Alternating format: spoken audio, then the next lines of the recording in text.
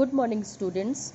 Today we are going to solve exercises of chapter 14 that is Indian Independence. अब हम इस chapter की जो एक्सरसाइजेस हैं उनको सॉल्व करेंगे. नाउ आपकी फर्स्ट एक्सरसाइज है complete the following web chart.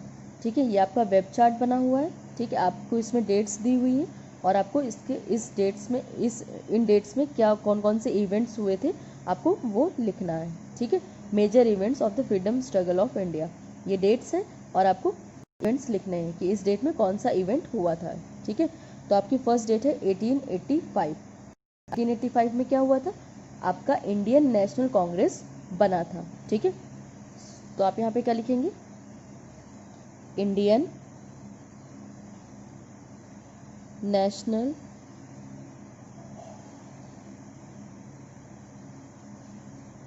Congress was formed.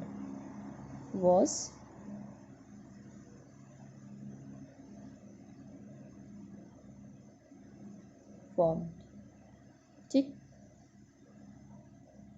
अब आपका है 1905 में. ठीक है, अब 1905 में क्या हुआ था? Partition of Bengal. ठीक है, बंगाल का विभाजन किया गया था. ठीक है, डिवीजन ऑफ बंगाल, या फिर आप लिख सकते हैं partition of Bengal. Partition of Bengal. फिर आपका 1919. ठीक है, अब आप 1919 में क्या हुआ था? आपका रॉलेट एक्ट, या फिर इसको ब्लैक एक्ट के भी नाम से जानते हैं, ये आपका 1919 में लॉन्च हुआ था. ठीक है, सो रॉलेट एक्ट, और इसको किस नाम से जानते थे? Black act.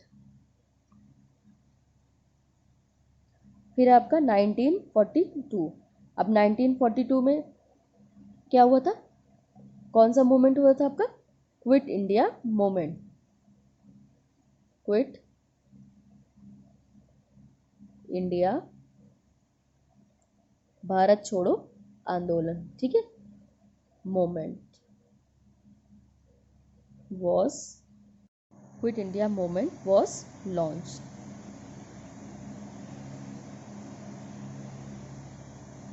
आपका 1942 में भारत छोड़ो आंदोलन लॉन्च हुआ था. ठीक है, क्विट इंडिया मूवमेंट.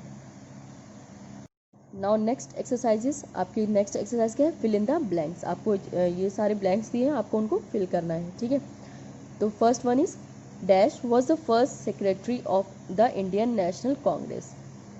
अब आपको बताना है कि जो इंडियन नेशनल कांग्रेस बनी थी उसके फर्स्ट सेक्रेटरी कौन थे.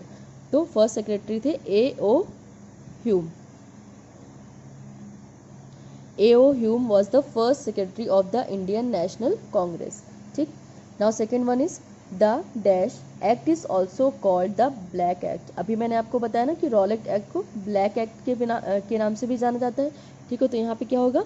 आपका होगा रॉलेट एक्ट.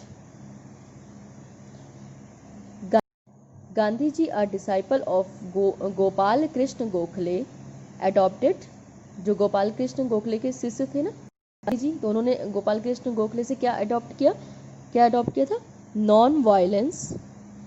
पहला था नॉन वायलेंस, मतलब कि अहिंसा. हमें लड़ाई नहीं करनी, हमें फाइट नहीं करना है. ठीक है, फिजिकली वायलेंस कुछ नहीं करना है. और दूसरा आपका था सत्याग्रह.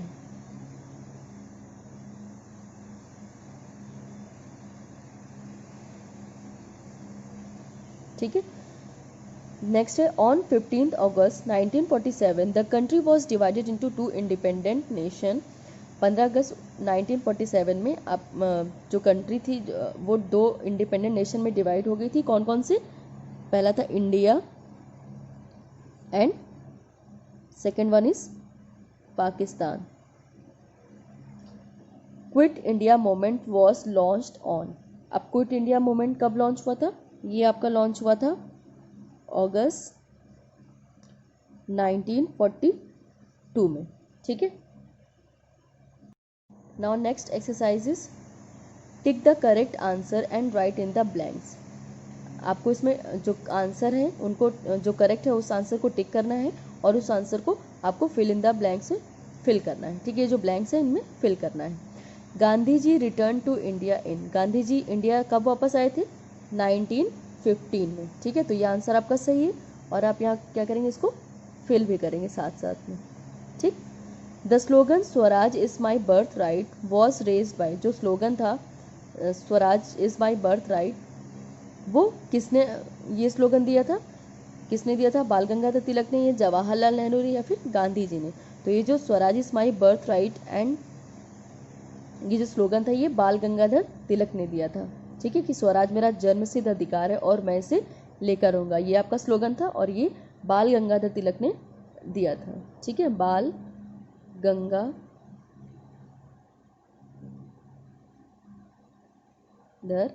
तिलक। The civil disobedience movement came to an end, जो सविनय अवज्ञा आंदोलन था वो कब, ये मोमेंट कब बंद हुआ या कब खत्म हुआ? 1934 में। ठीक है।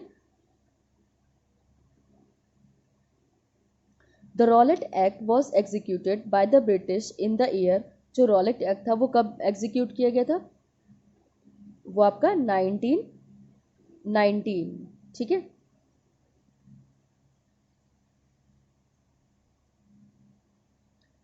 Next is the freedom fighters who believed in achieving freedom through peaceful methods without any short of violence were known as, जो फ्रीडम फाइटर्स वो उनको ये विश्वास था कि हम फ्रीडम को, हम आज़ादी को बिना किसी हिंसा के पीसफुल वे में हम उसको अचीव कर सकते हैं। उन लीडर्स को हम क्या, किस नाम से जानते थे? हम उन लीडर्स को मॉडरेट्स के नाम से जानते हैं। ठीक है,